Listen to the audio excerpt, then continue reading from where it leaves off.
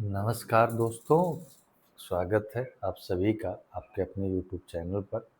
और पिछली क्लास में हमने लगभग 724 प्रश्नों तक बात की थी और आगे का इस वजह से छोड़ रखा था क्योंकि टॉपिक बदल रहा था। उसमें एक समय आपको दे दिया गया था कि आप एक काम कर सकते हैं कि उस टॉपिक को पहले से आप रिवाइज़ कर लीजिए, जिससे साथ में बात करने में आसानी हो, आप आसानी से कमेंट में जवाब दे दिया करें और साथ में अपना मूल्यांकन भी करते हुए चलें।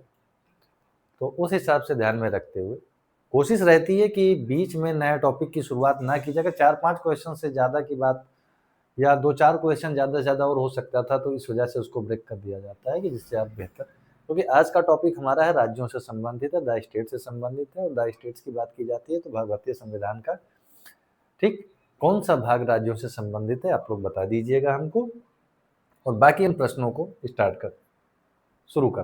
पहला प्रश्न हमारा क्या है कि निम्न में से किसे राज्यपाल नियुक्त नहीं करता है? मुख्यमंत्री को, राज्य लोक सेवा आयोग के सदस्यों को, उच्च न्यायालय के न्यायाधीशों को, महाधिवक्ता को। न्यायपालिका को छोड़ करके, कि जैसे राष्ट्रपति की अपनी एक प्रशासनिक शक्ति होती है, वैसे प्रत्येक राज्य के राज्यपालों के पास भी प्रशासनिक शक्तियां होती है। यानी राज्यपाल भी क्या करता है, विभिन्न पदों पर विभिन्न लोगों की नियुक्तियां करता है, प्रत्येक पदों पर अलग अलग लोगों की नियुक्तियां करता है। मुख्यमंत्री की नियुक्ति राज्यपाल के द्वारा की जाती है, हालांकि वो अपने मन से किसी की नियुक्ति नहीं कर सकता है जिसका विधानसभा में बहुमत होगा। विधानसभा में जो बहुमत प्राप्त दल का नेता होगा उसको मुख्यमंत्री के पद पर नियुक्त किया जाएगा। राज्य लोक सेवा आयोग के सदस्यों की नियुक्ति राज्यपाल करता है। और जो महाधिवक्ता है, महाधिवक्ता कौन सा? राज्य का महाधिवक्ता, जो राज्य का अपना सर्वोच्च विधिक अधिकारी होता है, उसकी भी नियुक्ति कौन करता है? वो राज्यपाल करता है।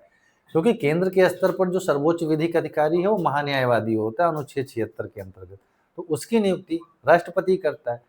वहीं अगर बात किया जाए कि उच्च न्यायालय के न्यायाधीशों की, तो इनकी नियुक्ति राष्ट्रपति करता है। किसके परामर्श से? कोलिजियम के परामर्श से। ठीक, कोलिजियम के माध्यम से तय किया जाता है कि किसको राज्य का उच्च न्यायालय का मुख्य न्यायाधीश बनाया जाना है, तो उसको कौन नियुक्त करेगा? फिर राज्यपाल ना नियुक्त करके कौन करता है? वो राष्ट्रपति। अगला प्रश्न हमारा कि भारत में किसी राज्य का राज्यपाल अपने पद पर कब तक कार्यरत रह सकता है? सामान्य सवाल है, बहुत आसान है। 5 वर्ष से कम, 5 वर्ष से अधिक, राष्ट्रपति के प्रसाद पर्यंत, या 5 वर्ष तक। देखो, सामान्यता, क्योंकि राज्यपाल की जो नियुक्ति है, गवर्नर की अगर हम बात करते हैं, तो राज्यपाल की नियुक्ति राष्ट्रपति करता है और राष्ट्रपति के प्रसाद पर्यंत यह पद धारण करता है। प्रसाद पर्यंत का मतलब ड्यू प्लेजर, जब तक राष्ट्रपति चाहेगा तब तक वो कार्य करेगा, जब राष्ट्रपति चाहे उसको हटा सकता है, इसमें कोई दो राय नहीं। तो बात ध्यान रखना, सामान्यतः किसी राज्यपाल का कार्यकाल 5 वर्ष तक होता है, लेकिन ये बात इसमें लेकिन लगने का मतलब यही है कि उसको जब चाहे तब हटाया भी जा सकता है, तो मात्र राष्ट्रपति के प्रसाद पर्यंत वो पद धारण करे। अगला सवाल कि राज्यपाल किसके प्रति उत्तरदायी होता है? तो जो नियुक्त करेगा उसके प्रति उत्तरदायी होगा, सीधी सी बात है। तो राज्यपाल किसके प्रति उत्तरदायी होगा? राष्ट्रपति के प्रति उत्तरदायी होगा। जैसे मैं अनुज सर के प्रति उत्तरदायी हूँ, आप अपने घर में अपने पिताजी के प्रति उत्तरदायी होंगे। ठीक है, तो उस तरीके से, यानी जो जिसका खर्चा निर्वहन करता है उसके प्रति उत्तरदायी हो सकते हैं, या जो जिसकी नियुक्तियां करता है। अगला सवाल क्या है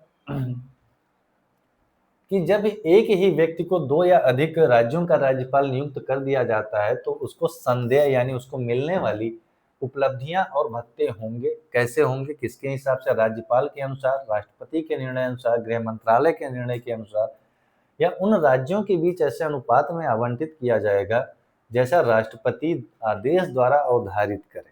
जैसे अब एक व्यक्ति के पास जो वेतन भत्ता, मान लो किसी व्यक्ति को 2 राज्यों का राज्यपाल नियुक्त कर दिया गया, तो उसको 2 वेतन भत्ते नहीं मिलेंगे, वेतन भत्ता एक ही मिलेगा, ये बात ध्यान रखना। लेकिन वो नियुक्ति राष्ट्रपति करता है।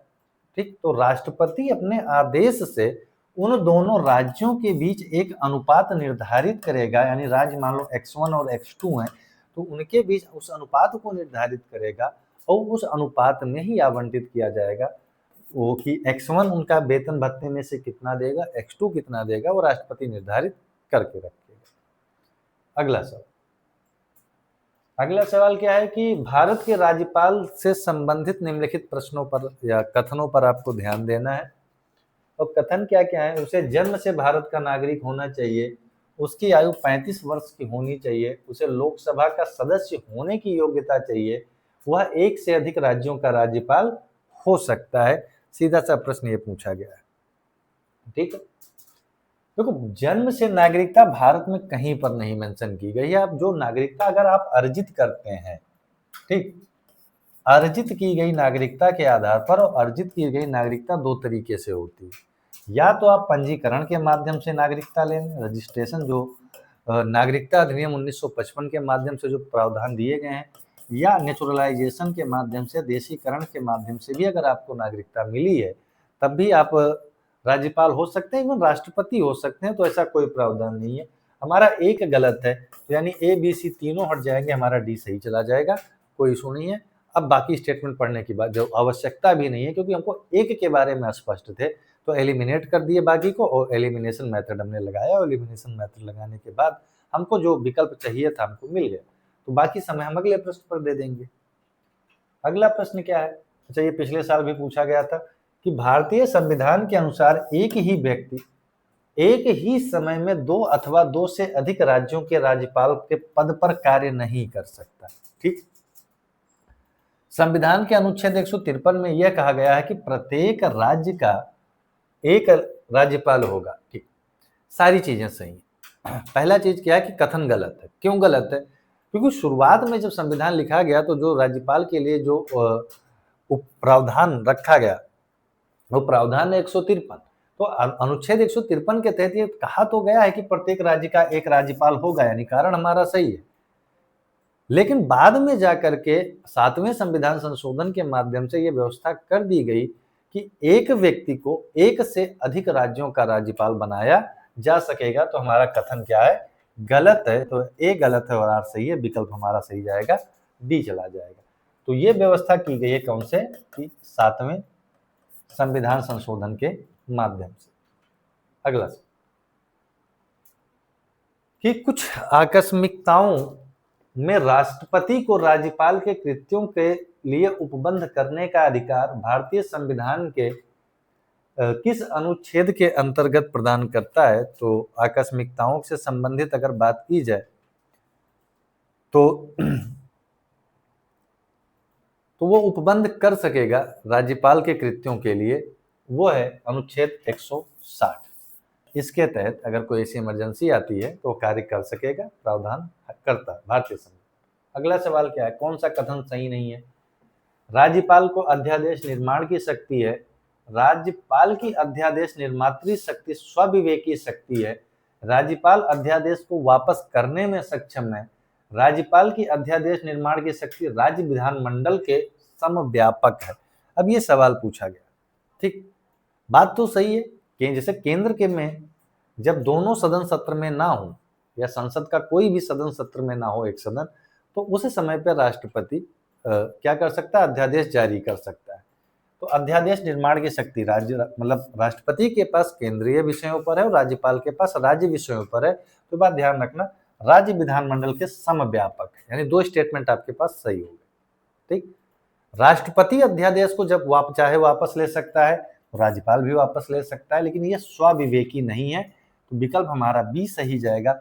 स्वविवेकी होने का मतलब है कि वो अपने मन से अध्यादेश जारी कर सकता, नहीं कर सकता, शर्तों के अधीन है। उसमें से सबसे पहला शर्त है कि विधानसभा का सत्र में ना होना, पहला शर्त तो यही है, तो फिर वो अध्यादेश जारी कर सके। अगला सवाल है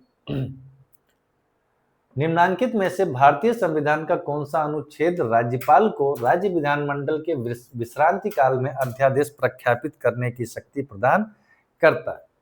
ठीक, 90 जोड़ दो 123 में कितना बनेगा? 213। तो अनुच्छेद 213 के तहत अध्यादेश विश्रांति काल में, यानी जब विधानमंडल सत्र में नहीं है, वह सत्रावसान उसका चल रहा है, उसमें सारे लोग आराम कर रहे हैं, तो अध्यादेश जारी कर सकता है, कोई दिक्कत नहीं है इसमें। अगला सवाल क्या है कि किसी राज्य के राज्यपाल द्वारा जारी ऑर्डिनेंस, यानी फिर से वही बात है, ऑर्डिनेंस का हिंदी क्या होता है, वो है अध्यादेश, का अनुमोदन आवश्यक है। किसके द्वारा अनुमोदन आवश्यक है? जाहिर सी बात है, राष्ट्रपति अगर अध्यादेश जारी करता तो संसद अनुमोदित करती है, अगर राज्यपाल जारी करेगा तो कौन अनुमोदित करेगा? वो राज्य की विधायिका अनुमोदित करेगी। सीधी सी बात है, क्योंकि जब भी अनुमोदन की बात की जाती है हमेशा वो विधायिका के तहत ही किया जाता है। ठीक, अगला सवाल कि निम्नलिखित में से पंचायतों की वित्तीय स्थिति का पुनर्विलोकन करने के लिए वित्त आयोग का गठन करता है। राज्यों की वित्तीय स्थिति का रिव्यू करने के लिए वित्त आयोग का गठन राष्ट्रपति करता है, तो पंचायतों की वित्तीय स्थिति के लिए वित्त आयोग का गठन कौन करेगा? वो राज्यपाल करेगा। तो सारी चीज राज्यपाल की प्रशासनिक शक्ति के अंतर्गत है। अगला सवाल है कि विधानसभा के निर्हरताओं से संबंधित प्रश्नों पर अंतिम विनिश्चय किसके द्वारा किया जाएगा? मान लो कोई विधानसभा का सदस्य डिस्क्वालीफाइड हो रहा है, ठीक है, डिस्क्वालीफाई होने का मतलब है उसने कुछ ऐसा किया है जिसके तहत कि उसको सदस्यता रद्द करनी है उसकी, या उसको बनाए रखना है। ऐसे में जैसे राष्ट्रपति करता है लोकसभा सदस्यों के संबंध में, राज्यसभा सदस्यों के संबंध में, वैसे अनुच्छेद 191 के तहत किसके द्वारा ये किया जाता है? राज्यपाल के द्वारा किया जाता है। तो चीजें ध्यान रखना, आसान सवाल है, फैक्चुअल है, बहुत ज्यादा डिस्क्रिप्शन की आवश्यकता है नहीं इस पे। अगला क्या, संविधान के मसौदे में निर्वाचित राज्यपालों के प्रावधान की मूल योजना को छोड़ दिया गया था, क्यों छोड़ दिया गया था कि उसका निर्वाचन नहीं किया जाएगा? जो वो क्या कहते हैं उसको, मूल योजना को छोड़ दिया गया था संविधान के मसौदे में, ड्राफ्ट में। पहला क्या है कि इसका तात्पर्य होता कि एक और दूसरा निर्वाचन। दूसरा स्टेटमेंट ये है कि निर्वाचन प्रमुख राजनीतिक मुद्दों पर लड़ा जाता है। तीसरा स्टेटमेंट ये है कि निर्वाचित राज्यपाल अपने मुख्यमंत्री से बड़ा मानता। चौथा, राज्यपाल को संसदीय प्रणाली के अधीन ही कार्य करना था। ठीक, अब इसमें से अगर हम बात करें तो हमारा स्टेटमेंट नंबर 2 गलत है। प्रमुख राजनीतिक मुद्दों पर लड़ा जाता है, ऐसा नहीं, अन्य मुद्दों पर भी लड़ा जाता है। सबसे बड़ा यही था कि एक तो ये था कि इसको नाम मात्र, जैसे राष्ट्रपति और राज्यपाल के पास इतनी ज्यादा शक्तियां नहीं है, ये दोनों नाम मात्र के हैं, संवैधानिक रूप से प्रमुख के तौर पर कार्य करते हैं। अब उसके लिए एक दूसरा निर्वाचन कराना, और दूसरी चीज, अगर राष्ट्रपति या राज्यपाल दोनों इलेक्टेड हो जाते तो वो मुख्यमंत्री या मंत्री परिषद की अधीनता नहीं स्वीकार करते, और बात वही थी कि संसदीय प्रणाली के अधीन काम करना था। तो इस वजह से राष्ट्रपति को निर्वाचन से संबंधित ये रखा गया कि केंद्र के द्वारा नियुक्त कर दिया जाए। ठीक, तो विकल्प हमारा जो सही जाएगा वो सी सही चला जाएगा। अगला सवाल क्या है कि राज्यपाल को पद की गोपनीयता की शपथ कौन दिलवाता है? कसम भाई कौन खिलाता है पद की गोपनीयता की? तो जाहिर सी बात है, कौन दिलवाएगा? वो उच्च न्यायालय का मुख्य न्यायाधीश दिलवाएगा, संबंधित उच्च न्यायालय का। जो राष्ट्रपति को जैसे दिलवाया जाता है वैसे सेम एज राष्ट्र। अब अंतर इतना ही समझ लेना कि जो कार्य राष्ट्रपति केंद्र के संदर्भ में करता है उसी के सिमिलर कार्य राज्यपाल राज्यों के संदर्भ में करता है। अंतर बस केवल आपको अनुच्छेद का अंतर आ जाएगा, 90 से कम है तो शायद 79 का फर्क पड़ता है, अगर 90 100 से ऊपर निकल गए हैं तो आपको 90 का अंतर हो जाता है, बाकी बात चीजें सेम लगभग आ जाती है। ठीक, अगला सवाल क्या है कि राज्यपालों के लिए मार्गदर्शक सिद्धांत निर्धारित किए जाने चाहिए। यह अनुशंसा की गई कि राज्यपालों के लिए एक मार्गदर्शक सिद्धांत का निर्धारण होना चाहिए, यह अनुशंसा की गई थी। बहुत सीधा सवाल है।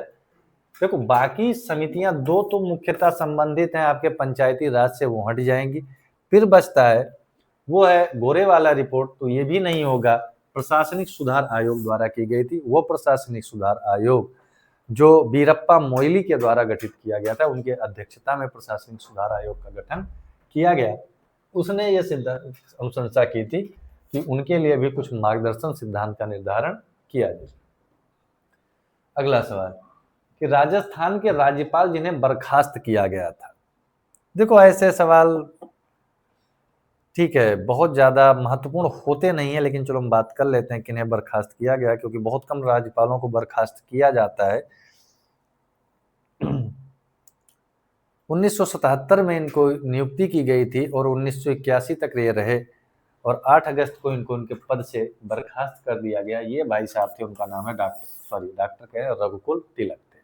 ठीक, पूछे जा सकते हैं लेकिन ये आवश्यक नहीं है। अगला सवाल कि राज्यपाल को उच्च न्यायाधीश की नियुक्ति का अधिकार नहीं है। एकदम से सही बात है। इनकी उच्च न्यायाधीश के न्यायाधीशों की नियुक्ति का अधिकार किसके पास है? वह राष्ट्रपति के पास है। दूसरा, वह विधानमंडल का हिस्सा नहीं है। एकदम से गलत बात है, तो एलिमिनेट कर देते हैं। दूसरा गलत है हमारा, 1 2 ये गलत, 2 यहाँ पर है ये गलत, सभी सही है गलत, 1 और 3 सही है, बाकी सब गलत है। उसके पास कोई न्यायिक शक्ति नहीं है। क्षमादान की शक्ति उसके पास होती है, और क्षमादान की जो पार्डनिंग पावर होती है वो न्यायिक शक्ति के अंतर्गत आती है। जैसे अनुच्छेद 72 के तहत राष्ट्रपति को दी गई है। अब 72 + 89, क्योंकि ये 100 से नीचे है, तो अनुच्छेद 161 के तहत क्या हो जाएगा? राज्यपाल को यही शक्ति प्रदान की गई है। अगला सवाल क्या है? अभी देखो वही सवाल आ गया आप कि संविधान के अनुच्छेद के अंतर्गत राज्यपाल को क्षमादान की शक्ति प्राप्त है। अभी हमने बात की अनुच्छेद 161 के तहत, लेकिन दो अंतर है, ध्यान रखना। जो केंद्र के विषय हैं उन पर राष्ट्रपति प्रयोग करेगा, जो राज्य के विषय हैं उन पर राज्यपाल करेगा। एक ही ध्यान रखना, राज्यपाल कभी भी कैपिटल पनिशमेंट यानी मृत्यु दंड को माफ नहीं कर सकता।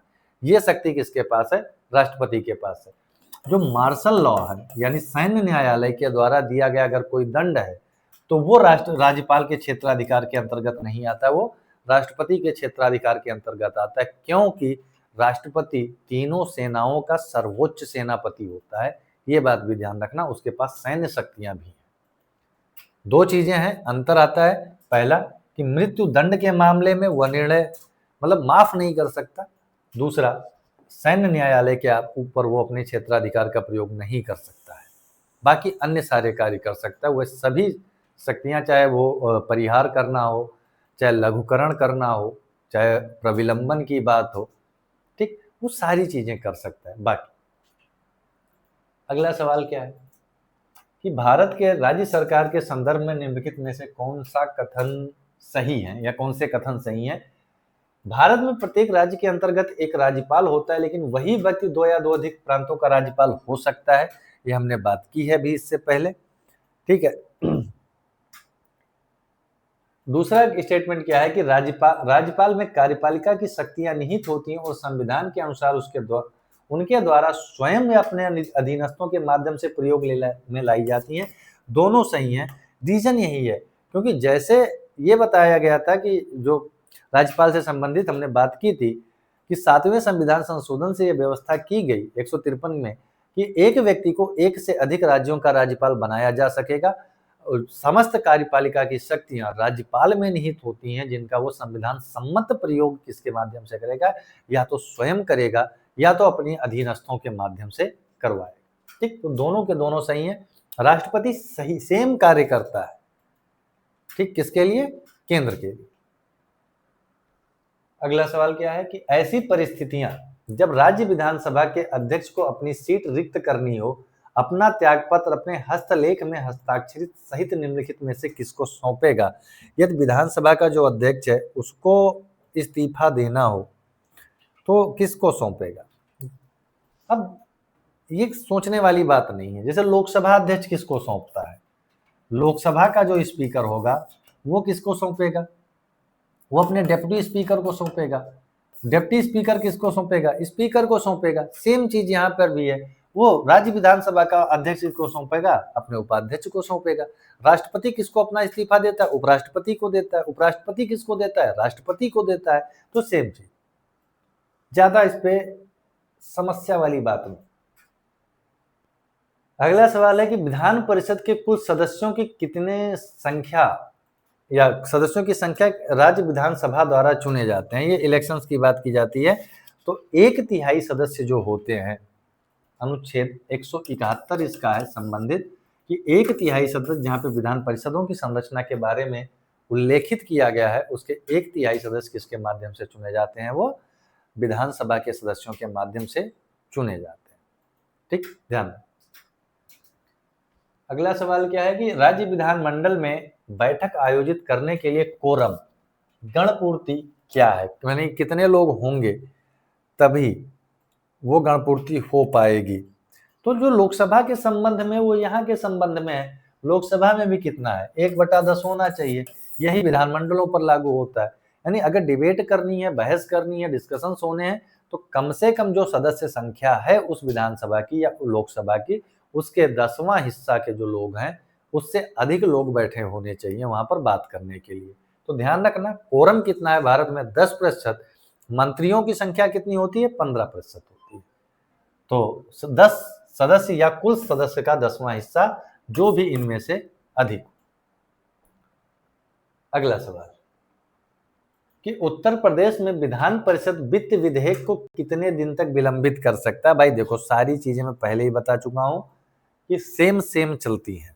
उतने दिन तक जितना राज्यसभा में कर सकता है राज्यसभा, तो कितने दिन तक राज्यसभा में कर सकता है, 14 दिन तक। इससे अधिक वह विलंबित नहीं कर सकता है। अगला सवाल कि राज्य विधानसभा में कोई धन विधेयक पूरा स्थापित नहीं किया जा सकता। कैसे? संसद की संस्तुति के, राज्य के राज्यपाल की संस्तुति के, भारत की राष्ट्रपति के संस्तुति के, या मंत्रियों की विशेष समिति के संस्तुति के। अब फिर से आप कंपेयर कर लीजिए कि अनुच्छेद 110 के तहत जो धन विधेयक रखा गया है उसके बारे में कहा गया है कि धन विधेयक राष्ट्रपति के पूर्वानुमति से ही लोकसभा में पेश किए जाएंगे। शेष व्यवस्था आप यहां लागू कर दीजिए, क्योंकि राज्य का प्रधान कौन है, राज्यपाल है। तो राज्यपाल की परमिशन के बिना या उसकी संस्तुति के बिना कोई भी धन विधेयक पूरा स्थापित का मतलब कि पेश नहीं किया जाएगा। ठीक। अगला सवाल, निम्नलिखित में से किस राज्य में द्विसदनात्मक विधायिका नहीं है। इसका सीधा सा अर्थ क्या हो गया कि किस राज्य में द्विसदनीय विधायिका या विधान परिषद वहां पर नहीं है। और इनमें से वो है मध्य प्रदेश। भारत में वर्तमान में 6 राज्य, 6 में से 3 आपके समक्ष लिखे गए हैं, उत्तर प्रदेश, बिहार और कर्नाटक। और बचा कौन सा, महाराष्ट्र, आंध्र प्रदेश और तेलंगाना, यानी 6 राज्य। इसके अलावा लिख लो महाराष्ट्र, आंध्रा और तेलंगाना। इन्हीं 6 राज्यों में क्या है, द्विसदनात्मक विधायिका यानी विधानसभा के साथ विधान परिषद है। अगला सवाल क्या है, निम्न में से किसे भंग नहीं किया जा सकता परंतु समाप्त किया जा सकता है। भंग नहीं किया जा सकता यानी उसका सदन विघटित नहीं होगा, लेकिन पूरी तरह से समाप्त किया जा सकता है, और वो है राज्य विधान परिषद है। अनुच्छेद 169 के माध्यम से क्या है कि यदि उस संबंधित राज्य को आवश्यकता होती है कि वहां पर बाई कैमरलिज्म यानी द्विसदनात्मक विधायिका होनी चाहिए, यानी विधानसभाएं तो हैं ही, विधान परिषद भी होनी चाहिए, तो संसद से निवेदन करेगा और संसद गठित कर सकेगी। और वहीं मान लो आवश्यकता लगती है कि क्यों है, आवश्यकता नहीं है इसकी, तो समाप्त करने के लिए भी निवेदन कर सकता है अनुच्छेद 169 के तहत। तो राज्य विधान परिषदें भंग नहीं की जा सकती, क्योंकि ये अस्थायी सदन होती हैं। कैसा सदन होता है, अस्थायी सदन होता है। कार्य इसका एकदम राज्यसभा के जैसा ही चलता है कि 6 वर्ष के लिए नियुक्ति की जाती है एक सदस्य को, 2 वर्ष बाद 1/3 सेवानिवृत्त होते हैं यानी रिटायर हो जाते हैं, और 2 वर्ष उन सदस्यों का, नए सदस्यों का निर्वाचन होता है। ठीक, तो सत्र समाप्त। धन्यवाद। पढ़ते रहिए, समझते रहिए और शेयर कर दिया करिए अगर इच्छा हो। सब्सक्राइब करने के लिए तो भाई हम लोग नहीं कहते हैं, लेकिन हाँ शेयर कर दिया करिए जिससे ज़्यादा से ज़्यादा लोगों का फायदा हो सके। शुभ रात्रि।